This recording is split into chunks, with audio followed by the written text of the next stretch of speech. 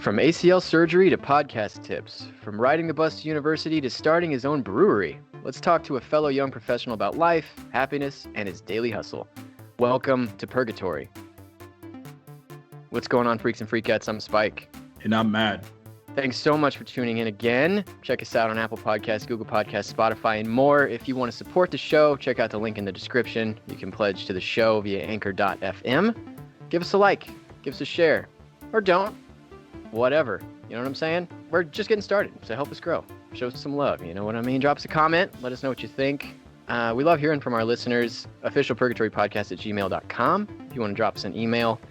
Getting all that out of the way, we are joined by a guest that I've been bugging to get on the show, and he's finally here. It's happening.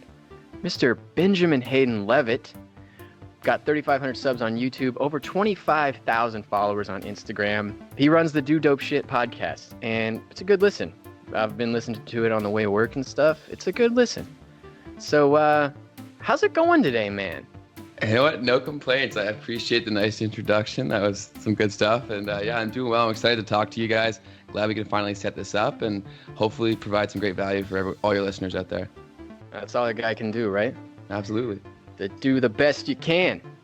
All right. So I think the first question to ask, I think everyone's wondering about this. What is your arm routine? My arm routine. Oh, yeah. Is that a question? That is a question. Okay. Well, I've been active in sports for a very, very long time. So working out has always been a key focus of my life. And girls like arms. I think it's a scientific fact. So definitely make sure to hit those periodically. Get some gun runs in for sure. Do you do arms on like major muscle days, or do you have an arm day? Yeah, well, right now I'm rocking with a push-pull leg split.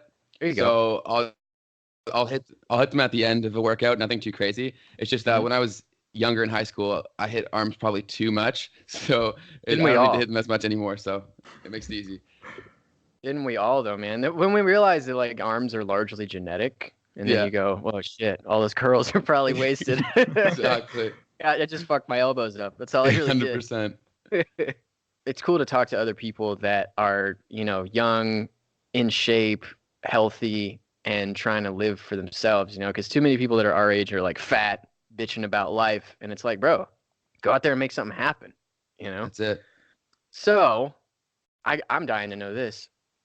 Every podcaster, when you're leading up to the show, you've got your pre-podcast ritual. For me, there's a bathroom trip.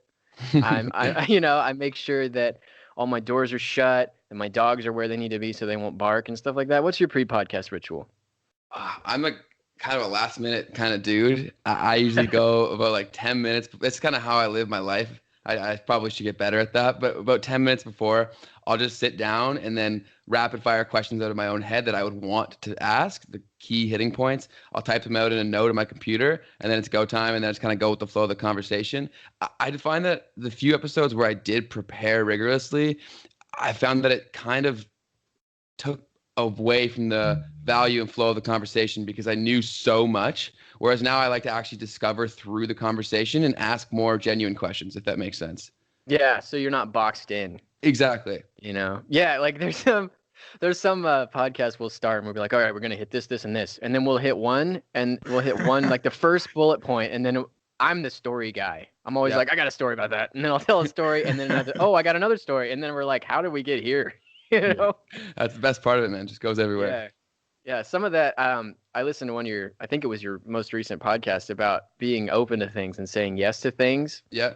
Sometimes you just got to be willing to go down a rabbit hole and be like, this is going to lead me here, and let's go discover something. And that's it, man. You got to be okay with the random nature of it, because that's sometimes the most beautiful things come from the most obscure beginnings. So you just got to be down to go with it.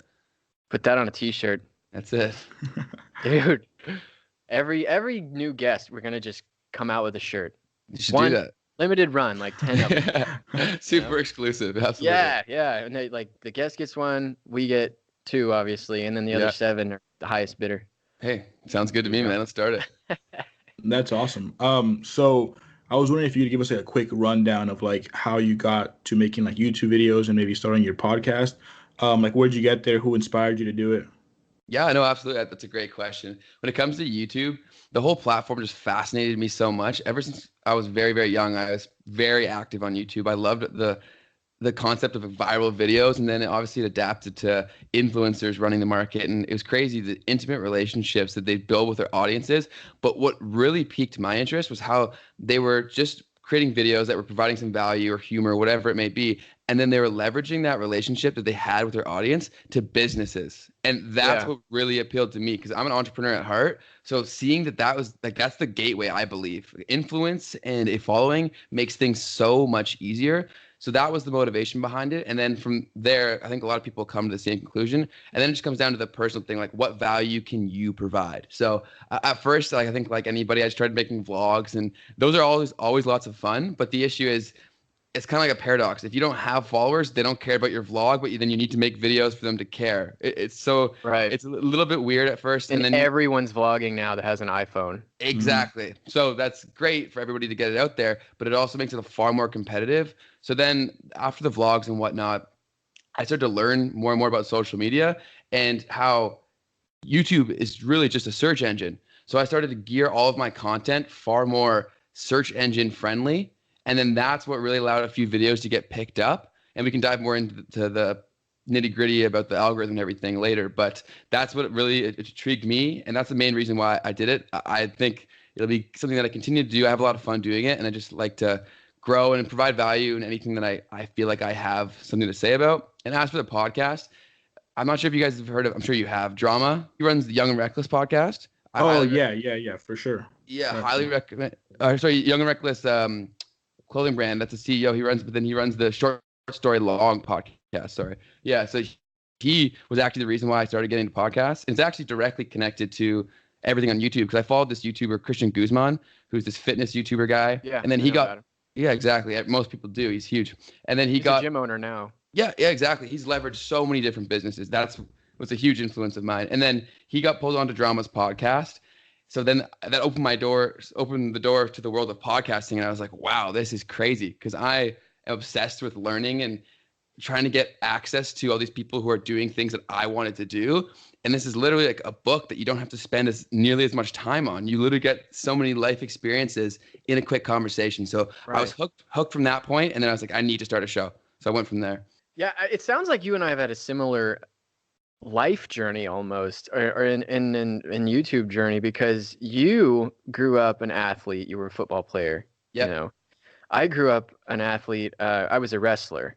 Okay. And I know that one of your first videos that took off was your ACL surgery video. Yes. And so how old were you when the ACL injury happened? So it happened, I think I was 19, I want to say, when it actually happened. But I'm in Canada, so yeah.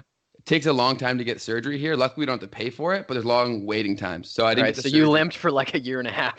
Man, it was the worst time of my life, dude. Yeah. And so many times I'd be out with my friends after a couple drinks for sure. And then I'd forget that my knee was messed up. So I'd try to run and then I'd just like collapse. So that sucks. I'm a dancer at heart too. So I'd try to pop a move that I can usually do. And then in the middle of the club, just drop. But I'm like, oh, that's so embarrassing. And that hurts so much. Mm-hmm.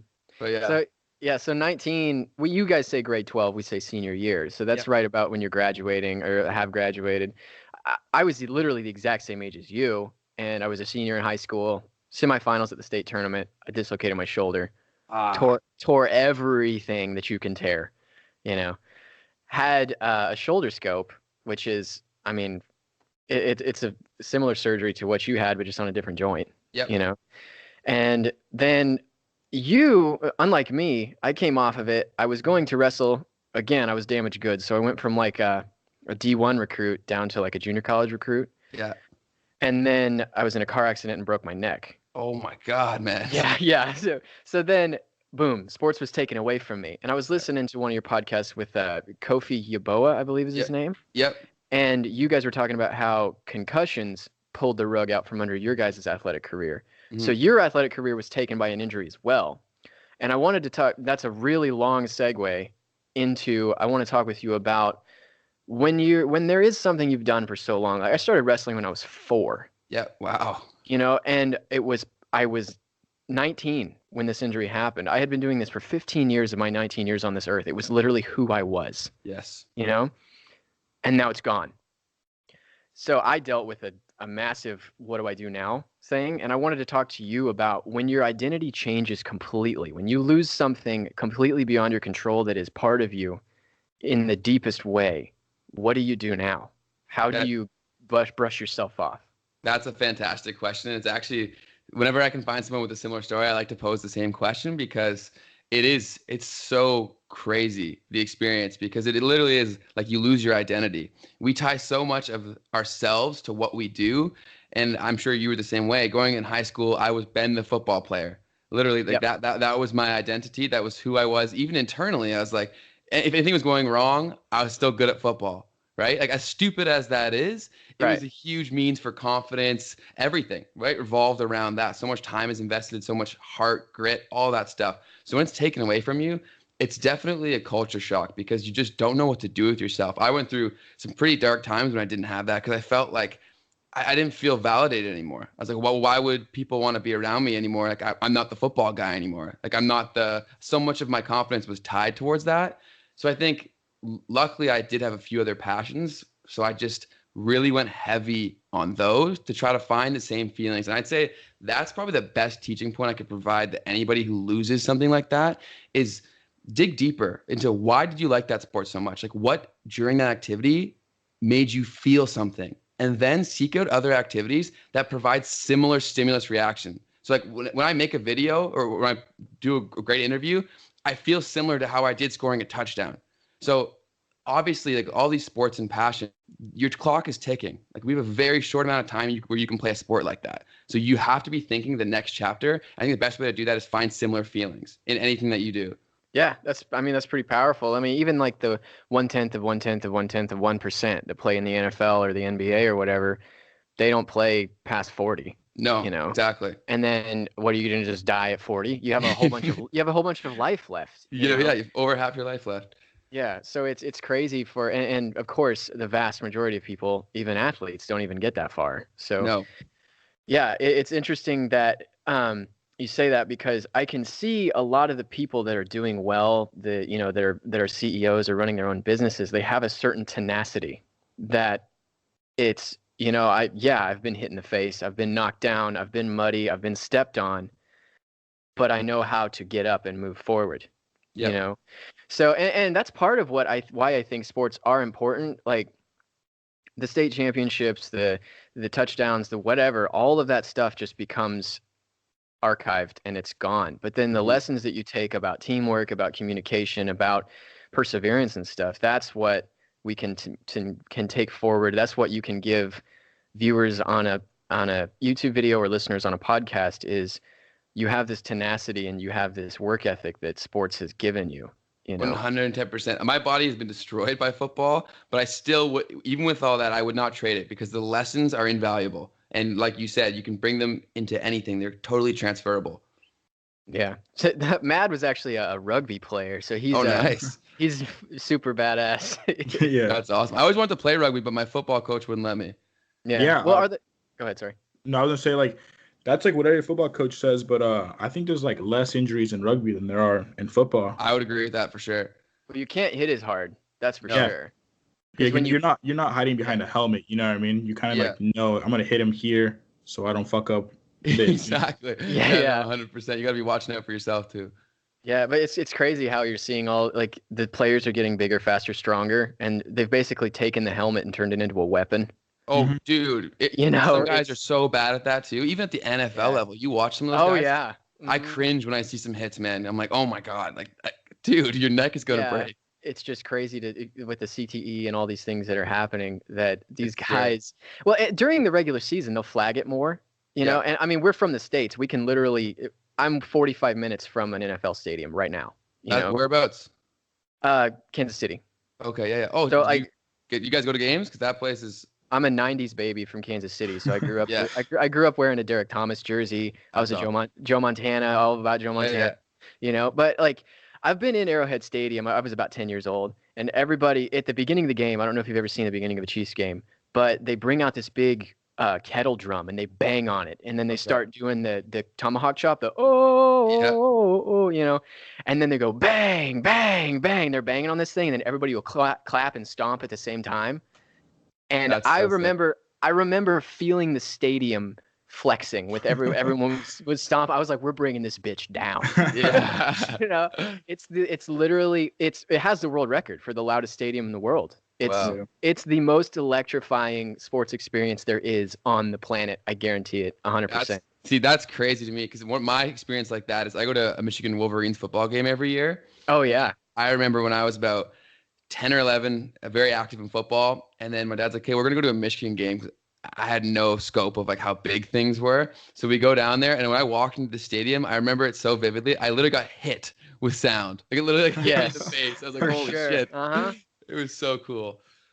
Yeah, I remember being in Arrowhead. You could scream as loud as you can. You can't even hear yourself. I know, it's so And awesome.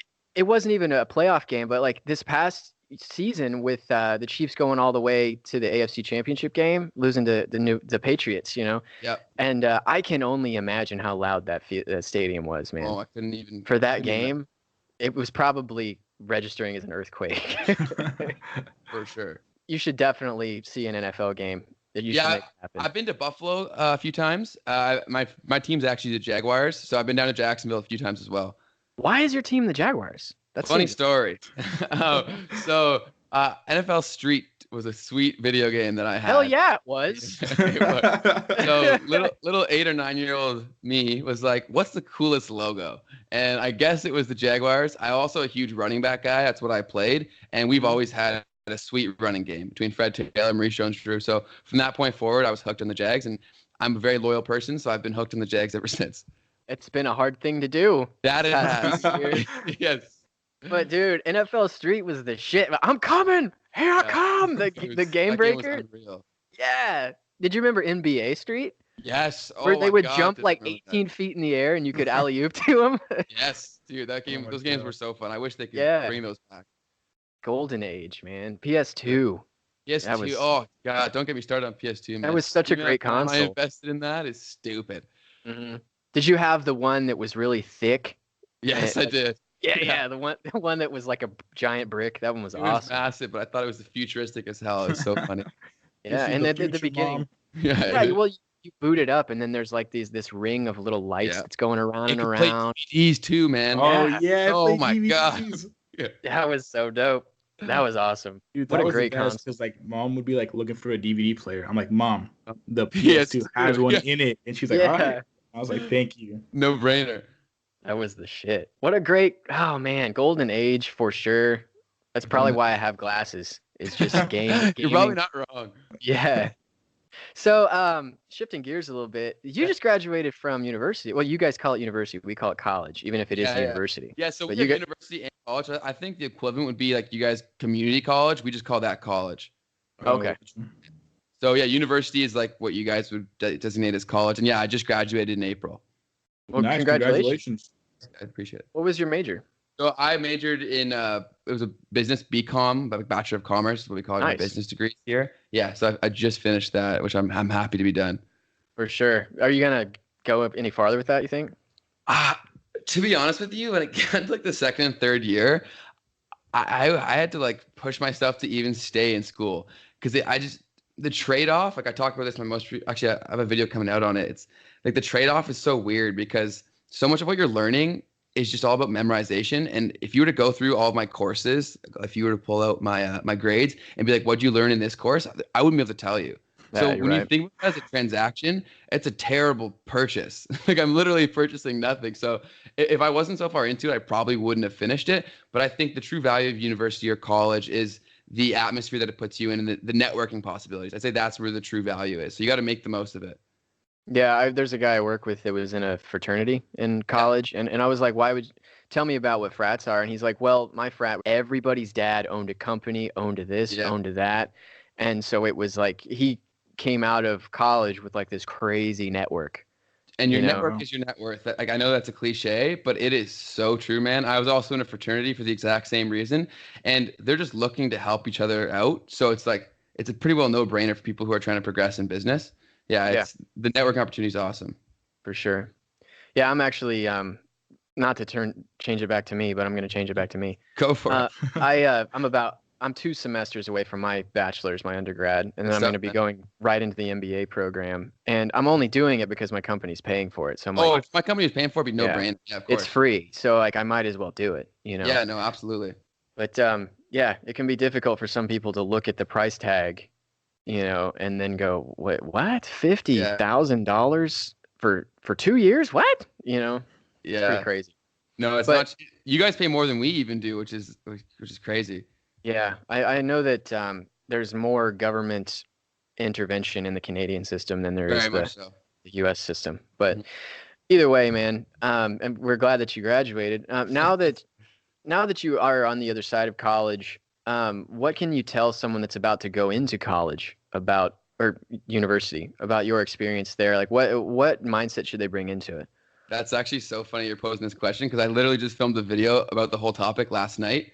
So, man, spoiler alert. Exactly. Yeah. So the full spiel will be in the video. Check out my channel for that. But essentially, what I said is just if you're gonna go, if you make the decision to go, okay, great. You have to make the most of that decision because you have to view it as an investment. You will get out what you put in.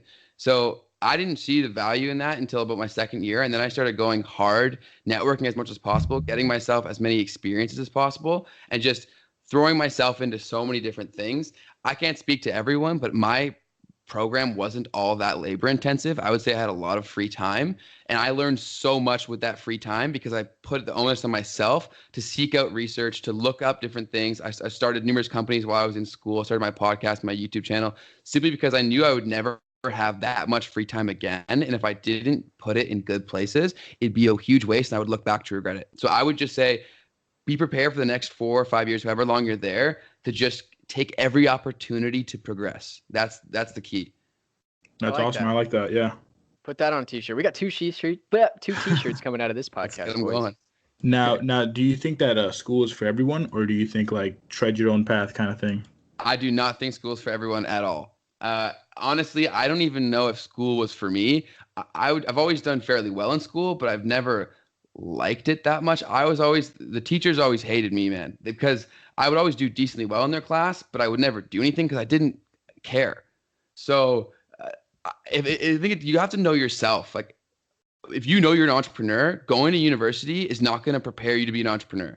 So if you're going to go into debt, like 40, 50, 70 grand, then it probably isn't for you. But if you have your parents or somebody's going to help you pay for it, I would say anybody go if it's not going to put you into debt. I think it really comes down to that. That's very smart. Because I know like back in the day, like 20 years ago, or even like 15 or 10, people would say like, go to college. You know what I mean? That's what you do next. That was success.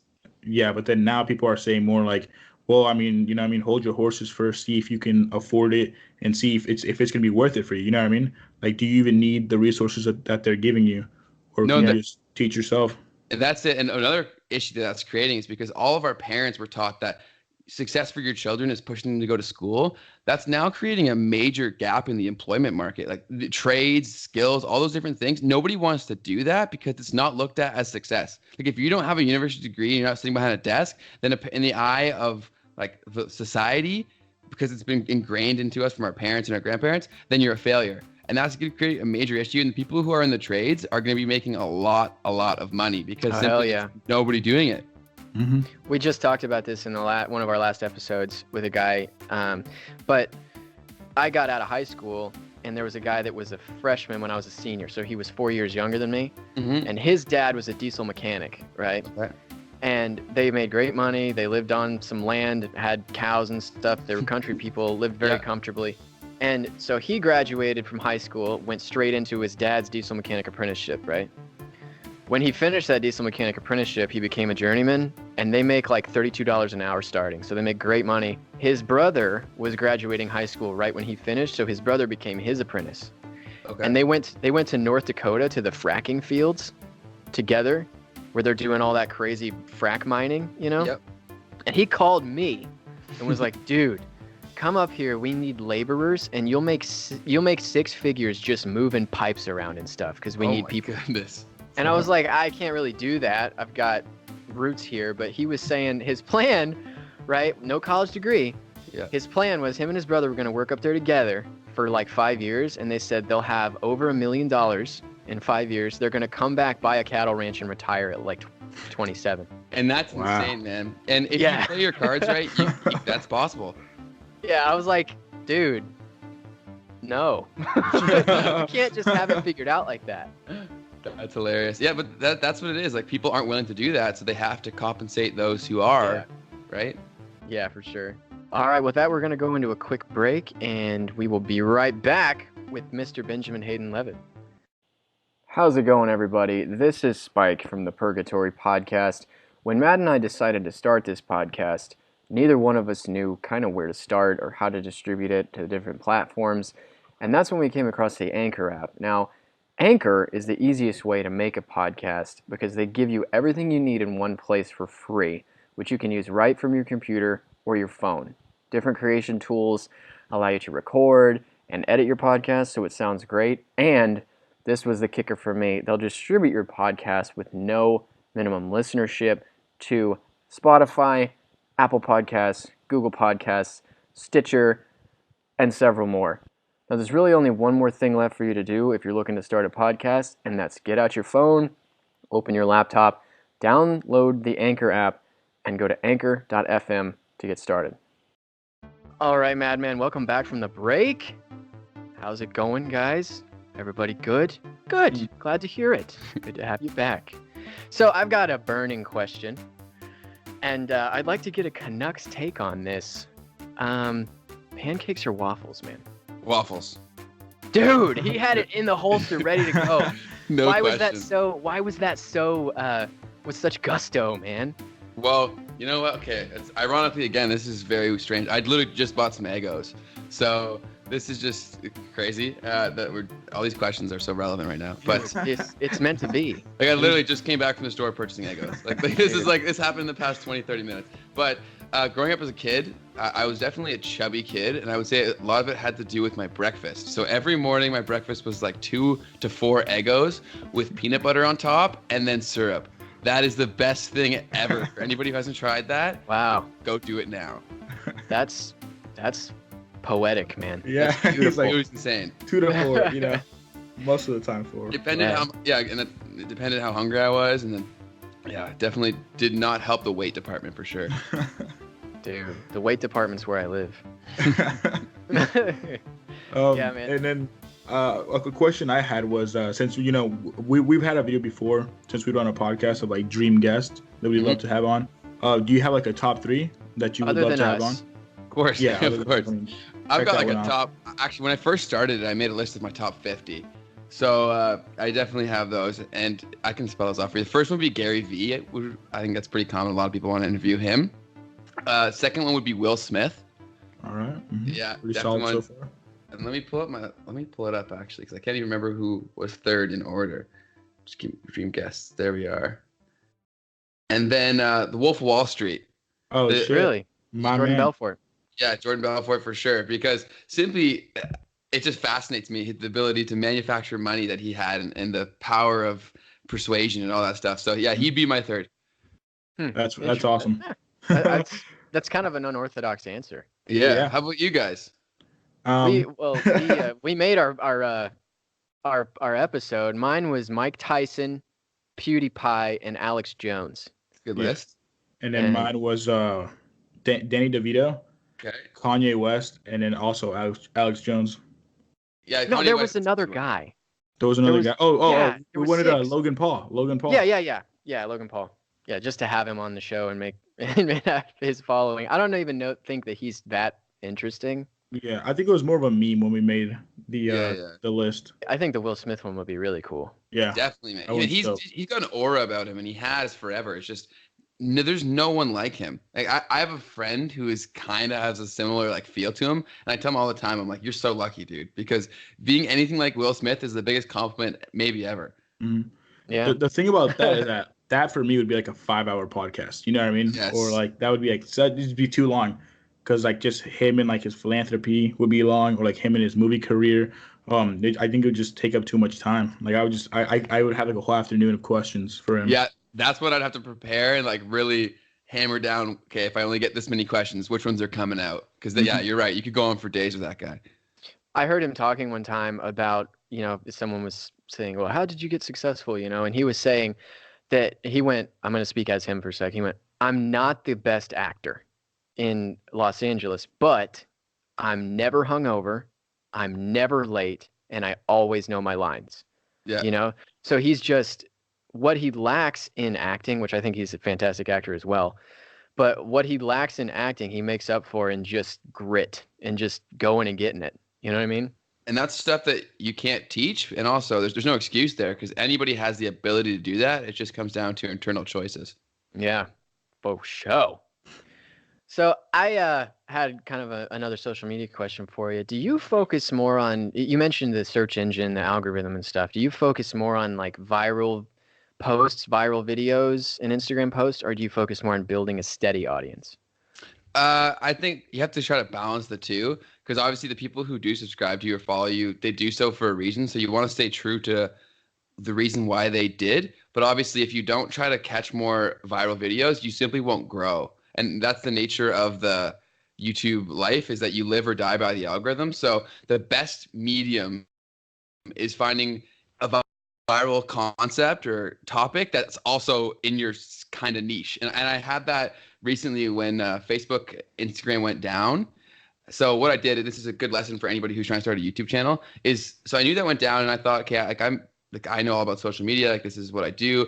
So I looked up, I'm like, I should probably make a video, but I just came back from an exam. I was feeling lazy. So I went in and I searched up Instagram down 2019. And there was 2 or 3 videos at the top of the search engine that were from YouTubers with almost no following. And they all had like 20,000 views. So that right there tells you that those are getting picked up by the algorithm. I then made a video. It was a terrible video. I literally made it in like 10 minutes, put it up there, and I got 25,000 views in like 8 hours.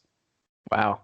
Damn. So that's just riding the wave and learning about how search engines function is the most valuable thing you can do as a YouTuber. People think like, oh, I'll just put out videos and it'll work. You can't think like that because people have to stumble across it. Like, what are people looking for? That's why I'm a huge fan of like how-to videos or like some sort of value add because that's what people are searching. It's exactly the same fundamental. Like I run a marketing agency, and so when I'm trying to do things for SEO for clients, you have to think like, okay, so someone wants to get their car done. What are they going to search? Mechanic, wherever they are, right? And then you want to be the top person to go there. So when someone has a problem, that's why I did that with my ACL videos was when I went looking for videos, they were all crap. So I was like, okay, people are obviously searching for these videos. All I got to do is make a decent one, and then people are going to stumble across mine. So being constantly cognizant of how the search engine works can really help you out. So yeah, I think it's a good balance of keeping your audience happy, but then also continuing to grow that audience. Yeah, I mean that's what we're working on is because like we said, we're just starting, you know. So I feel like a lot of it when in the beginning is trying to get guests, trying to collaborate with people, and trying to just learn as much as you can and get tips from people to, cut corners where they may have had to learn by trial and error. You get to just get told about it, 100%. Do that as much as you can. Like people's failures are blessings because that means you don't have to repeat them. Yeah, for sure. So, what's the last movie you cried to? Last movie I cried to? Yeah. That's a good question, guys. I definitely don't cry often in movies. I'd have to go pretty far back. I'm a big, huge animal lover. I don't know if you guys have seen the movie about the 2 tiger cubs that were brothers called Two Brothers. I haven't. Okay, well, they get separated at one point through that movie, and I cried because like it was so dramatic. And I'm crying right now. Damn. It was so sad. They were at like this thing, and then like, they got torn apart from each other, and they were both like crying, whimpering and stuff. And I was also like 9 or 10, but that one really stung. Dude, Gotcha. You know what what gets me is the videos of like soldiers coming home and their kids seeing them. That's oh awesome. My gosh, it's horrible. It's like those are amazing. You just cry. You're like, ooh, you can't even stop it. You just mush at that point. What's like something in Canada that you guys don't have that you wish you did? Like, because I know that is it Tim Hortons, the coffee place? Yeah, I started. It's supposed to be really good, right? So it's not all it's cracked up to be. First of all, I think it's more of just it's been ingrained into what people do. Like, it's a habit. Like they associate being Canadian with drinking Tim Hortons. Also, Like they changed Canadian their Starbucks. yeah. I guess it's kind of like that. But their coffee used to be a lot better. But they switched their supplier, and No. yeah, like about a few years back. And McDonald's now has their supplier. So I'd say McDonald's has better coffee. Oh Oh wow. wow. Yeah, so they literally swapped, and I would say McDonald's is better because they went. So McDonald's now has who Tim Hortons used to be with. So essentially, like McDonald's coffee is now the old Tim Hortons coffee. Dude, I'm gonna go to McDonald's right now and be like, I'm in Canada. Yeah. That's where I am. On that same vein, what's something in what do Canadian people think of people in the Midwest? You know, because I mean, we live in the Kansas City area, so like Yeah. we're right smack in the middle of the Midwest. So like, what are some of the things that when someone says, "Oh, I'm from the Midwest," or you hear about that, what's something that like a Canadian would think we might do? I think that really depends on where you are in Canada because it's difficult to classify someone as like with a blanket them as a Canadian because if you go to different areas of Canada, the people are so drastically different. Like where I am in the Greater Toronto area, it's very very similar to the States in a lot of ways. For me, I love Americans. I love going to America. Like I love America so much. If I could live there tomorrow, I would. If it wasn't so difficult to do, I would have done it. So I wouldn't have a bad thing to say. I think the big topic of discussion from Canadians is always about Trump when it comes to the States. So I don't think it'd be too much directed about the people and more so the political implications. That's the big topic for discussion here too, man. Yeah. Or it's the thing that everybody is like thinking, but no one talks about because you don't want to Okay. get a brick thrown through your window one way or the Oh other. my God. I know it's such a touchy subject. Yeah. Yeah. And it's like, I don't know. I feel like politics is a lot like religion. Like we don't even need to talk about it. No. It's we don't even need, it doesn't even need to be said. Like it's a private thing. Yes. know? And too many people are going the other way and it just creates more issues. Yeah, it really Yeah, does. For sure. And I'm not like, let's hold hands and sing Kumbaya guy, but I'm like, why do you give a shit Yeah. about my politics? I don't know why you care. But people get so heated about that. shit. Yeah. And it Like, really so like, heated. I can be friends with someone on either side of the aisle because in general, I don't want to talk about which side of the aisle you're on. Like I literally don't care. Exactly. People will get so fired up on it, like they will like stop liking a person if they have opposing views. It's Yeah. crazy. And Or like that's the worst part of divorce it. your husband because he voted for Trump, or he Yeah. or do you divorce your wife because she voted for Hillary or It's- whatever? It's like, come on, guys. So dumb. You guys are chilling with the Trudeau. Oh, don't get me started on Trudeau, man. Oh no, I just did what I said not to do. Yeah, like I don't like. It's just yeah. There's a lot to talk about there. So Oh no. That's, Okay, we'll move yeah. on. We'll move on. it's good stuff. I was gonna say, do you? I mean, I guess I don't want to generalize just all Canadians together, but like, do you know about like the Nelk Boys? Are they, Yeah, out Funny. there? Funny story, man. I've met the Nelk Boys numerous times. Oh, really? So, yeah, so they actually used to party at my school all the time. And funny story, so I was watching them before they were big. They probably had like 100,000 subscribers at the time, and they actually went like I know people who went to school with them. So I've known like I don't know them personally, but like I knew people who knew them. And then I saw them out at the bar, and I went up to so it's Jesse, and then what's the other guy's name? Kyle, right? I think so. Yeah. Yeah, so I saw Kyle. They weren't crowded by people or anything like that because they weren't nearly as big as they were. Again, like 100,000 versus millions. And I went up to him, I'm like, yo, what up, man? Like, you're Kyle. Like, I love your stuff. And he's like, I'm not Kyle. I was like, what? I'm like, I know this is you. Like, I'm looking at you. He's like, I'm not Kyle, bro. I was like, okay, man, have a good night. So, but yeah, everyone knows about Nelk Boys. That's my Nelk Boy story. It was like, he big dogged me before he was a big dog. But Oh, wow. yeah, it was so weird. I was like, I know you. Like, I'm looking at you. But it was Gotcha, funny. gotcha. Have you had anything like that on the street where someone's like, "Yo, Benjamin Hayden Leavitt"? Like, have you had any of those?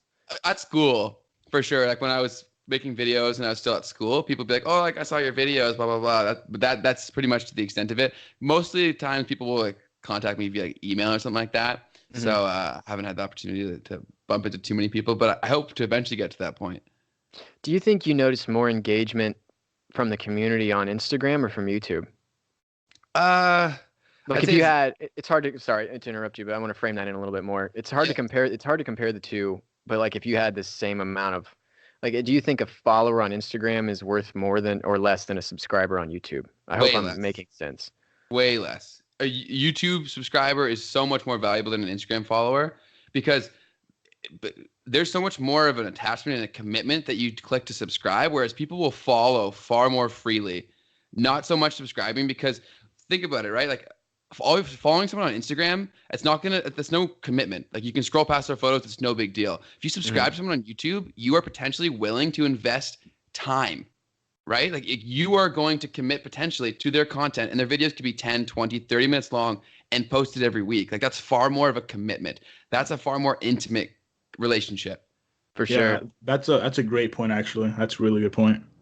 Yeah, because I mean, an Instagram feed or a picture, you can consume that in a split so second. Quickly. And because we're so numb to it, because we simply have content fatigue, that it doesn't sink in. And not to mention also the time in which they're seeing it, they're not in the best state of mind to consume that content. They didn't seek it out. It's being thrown in front of them. Whereas a YouTube video, they went looking for it and it got shown to them.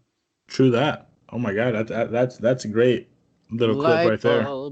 Yeah, see, I'm a marketing guy, so like all this stuff is just like, this is what I study and this is what I do for clients and whatnot. So yeah, like it's substantially better. I love YouTube and I preach it to anyone. So where do you think you're headed career-wise? Do you think that you'd like to focus more on growing all of your different things so you have multiple streams, or do you think you're going to specialize in one thing and the other things might get trimmed? I think that until the one thing becomes all-consuming, I'll continue to do a bunch of different things. But I think true legacy is formed when you commit to one true thing. So I think eventually in time, investing it into across the different things, one will then show itself as the main priority, and I'll invest more into that. But the idea of multiple income streams, I think absolutely, I'll always have that. I think anybody who's trying to build long-term wealth, that should be at the forefront of their mind. And I'm always thinking like that. How can I generate another stream of revenue? How can I invest money in better places? I'm a huge advocate in that. Yeah, for sure. You see a lot of people, especially here in the States, people talk about it all the time about, everybody's in debt. People get married, take out a $10,000 loan to get married, and then they're just in debt for the rest of their marriage, And it's honestly like it comes down to simple decisions like that. Like you can literally change your entire future by making a few small sacrifices or a few even better decisions.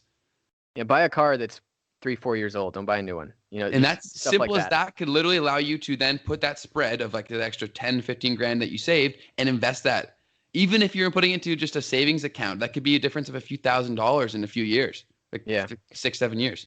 Yeah, I mean, I found investing very young when I was like 19. Yeah, and I've been playing with mutual funds and stuff since then. But if you do the math on like if you wait for just 10 years, oh, it's crazy, man. How much less money you'll have at retirement? It's like, whoa, like we should all be devastating. When you think about that, that's why now I live so cheap, because I'm just like, oh my God, I want to mortgage my future so much faster. Yeah. And now I know if I go out for a big night, how much that's setting me back. So temporary inconvenience for a long-term payoff. Exactly, right? And have that, I think a big thing that really changed for my life was make spending money hurt. Like have that long-term thought of like, okay, what is the implications of this purchase today, 20 years from now? How much is this setting me back from reaching my financial goals? Yeah, or a lot of people don't put it together that they're spending money when they're spending like on a card. Exactly. So if you can have, I don't have to do this anymore because I'm disciplined enough now, but if you can just take out cash and then you can see it leaving your hand and leaving your pocket, and it's like, holy shit, I had $150 2 days ago. Where'd it go? Yeah. So yeah, I think what's a shame to me is like graduate high school knowing Shakespeare and trigonometry, but not a thing about finances. Luckily in my province, so provinces are equivalents to like states, but like the Canadian versions of states. And my province just passed legislation where now kids have to learn that stuff in high school. It literally went through like 2 weeks ago. Yeah, I agree with that 100%. That's awesome. That's just knowledge. And if knowledge is power and you're just teaching people about the economy that they live in, why wouldn't you want smart people in the economy? Yeah, it's crazy. And it actually is how the financial literacy across the masses is an epidemic. Like so many people are just unaware. Yeah, it really is a crying shame. But what else you got, man? Kind of a random question. Do you watch Casey Neistat? Yes. Oh, I love that guy. Oh, really? Just because when we were, because me and Spike worked together outside of the podcast, when he came to me about a podcast idea of like starting one, he said like, "Oh, where could we like start on?" And I don't know if you listen to Casey's podcast, but he actually plugs Anchor. And Okay. when I saw your video on like how to start a podcast, like that was one of the big points that you had to use Anchor app. Yeah, I mean, the Anchor app's been great for us. I like that it's got analytics and stuff like that. You can see where you're being listened to. And I was like, I saw we had a view in Canada. I was like, I know who that is. Yeah, no, Anchor is awesome because it is free. There are obviously, like anything, there are limitations to it, but I think to get yourself out there, it's a great avenue. And a lot of people who are against Anchor don't really understand how podcasting works. Like they think that you can't make money from it because Anchor doesn't allow you to make money, but that's not the case. Like it doesn't matter where you host it. Like iTunes isn't going to pay you for your podcast. How you generate income with podcasting is through sponsorships and different things like that. It's not like YouTube where there's ad revenue, and people don't understand that. I suppose that we'll get to see more of that when we start generating more revenue, you know? Yeah. But at this point, we're just trying to get started, and we're enjoying it. You know, it's really fun. Like, especially, I mean, doing the show with just Matt and I, that's kind of the meat and potatoes of the show. That's most of our episodes. Yep.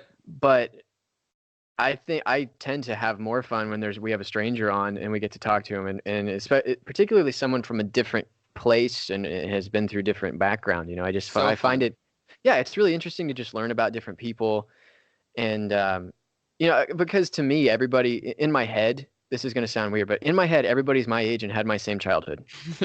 And I forget that that's not the case. And I'll be like, hey, you remember that show that was on when we were in middle school? And they're like, dude, I'm 40.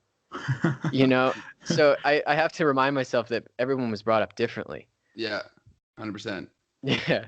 I hope I'm not harping on this too much about No, go for it. The regional differences. But like what are some major sports teams? Are you guys all just fans of American sports teams there, other than like the NHL? So when it comes to basketball, obviously we're Raptors fans for the most part. I would say my teams are Raptors, and then I'm also a Knicks fan, so that's also another painful love affair there. For baseball, people revert to the Blue Jays. It's around. Nobody really cares that much, to be honest, unless we're doing well. Like we're very bad right now, and no one cares about the Blue Jays. Like, no, it's irrelevant. Not to mention, a bigger issue with the Blue Jays is the stadium which they play in is terrible. Like, there's no atmosphere in there. It's so bad. It's been needed to be changed for decades, like, or however long it's been around. I think it's been around for like 20, 30 years. It's been bad. Beyond that, football, we do have our own football league. A lot of people aren't aware of that. We do have our own professional football league. A lot of the college football stars that didn't make it in the NFL end up coming to play in the CFL. So... yeah. Mm-hmm. But there was a guy I lifted with. It was he just finished college and he got picked up by a CFL team. He was about to leave for it, and we were all like, "Yo, you're gonna be a pro now." He's like, "Yeah, I could be."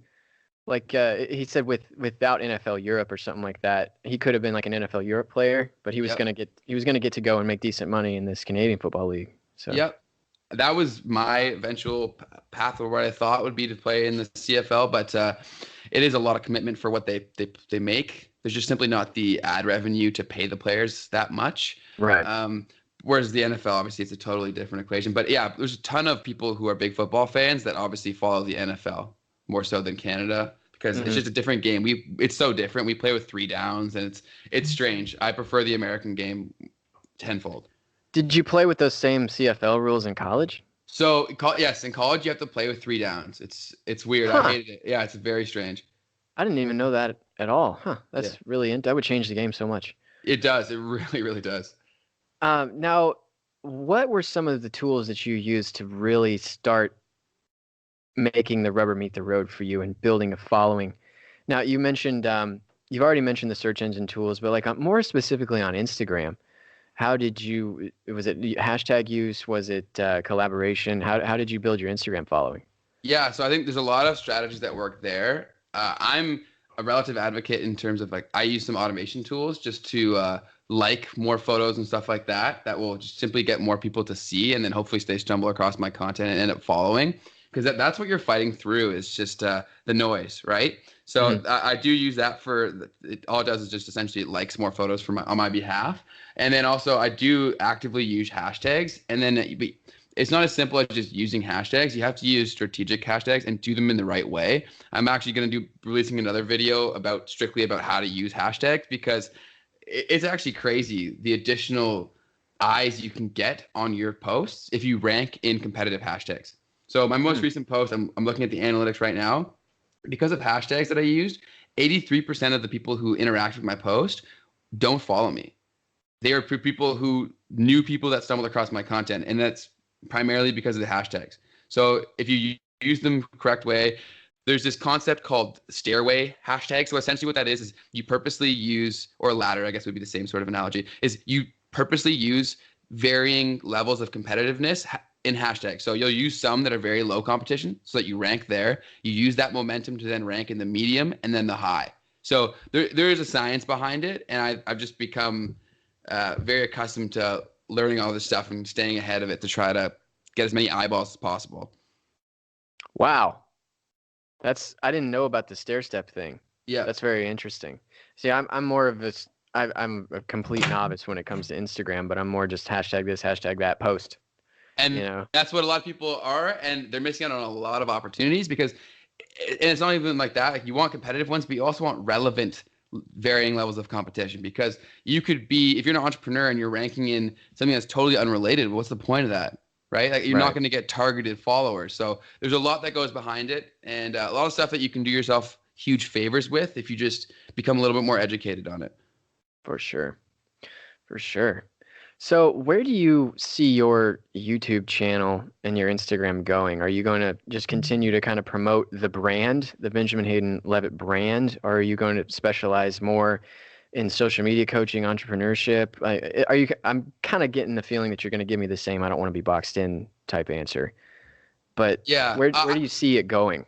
If I'm actually going to start doing a lot more finance videos in the upcoming bit, because I've seen just simply the trends on YouTube is a lot of people are searching for that type of stuff.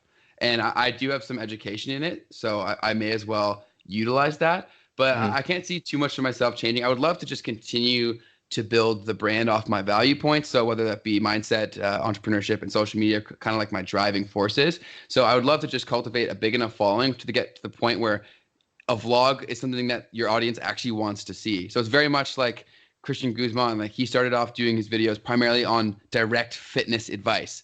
He then got to the point where people actually wanted to see what he was doing every day because he had this large following, right? So once you create that, then you can do all the other stuff that I would love to do. Like, I would love to vlog every single day, but it wouldn't get the views that other things that I do will, right? So I would love to just continue to do it. And then I would also like to I eventually want to build a very big business. I'm not sure what it will be, but I think this will be a stepping stone towards that, and then a great opportunity to document the whole experience as well. Yeah. Well, that's a great answer. We always have these thoughts about it because we're running a business, we're running a podcast, Absolutely. And so we have conversations about, where do we want this to go? What do we want to do eventually? And we have these dreams of having like a podcast studio that we can rent out to people, run our show out of, things like that. That's so funny that you say that, because one of the ideas that I pitched around with a bunch of my friends was kind of like a creator space where you do the exact same sort of concept. You have all those different rooms that you rent out to local businesses and whatnot to then create content for themselves. Yeah, I mean, that'd be super awesome. dope. Yeah, I mean, it's cool that we're able to talk to like-minded people. That's the best part. For sure.